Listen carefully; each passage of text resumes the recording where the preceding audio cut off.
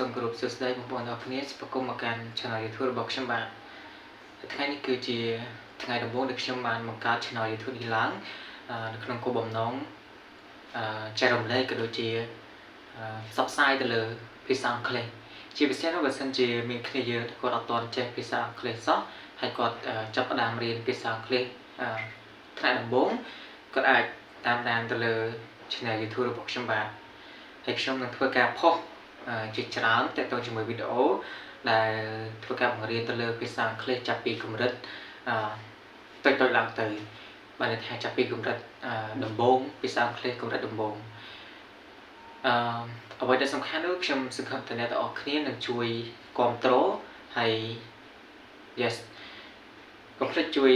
subscribe ទៅលើ Channel YouTube របស់ខ្ញុំបាទផងព្រោះខ្ញុំពិតជាត្រូវការអ្នកទាំងអស់គ្នាហើយអ្នកទាំងអស់គ្នាពិតជាផ្នែកដ៏សំខាន់មួយនៅក្នុងការធ្វើឲ្យ Channel YouTube របស់ខ្ញុំបាទដំណើរការទៅមុខបានហើយខ្ញុំនឹងអាចបន្តចែករំលែកអ្នកទាំងអស់គ្នាបានដូចគ្នាដែរបាទសូមអរគុណច្រើនជួយបងអ្នកទាំងអស់គ្នាជួបតែសំណាងល្អនៅក្នុងជីវិតបាយបាយ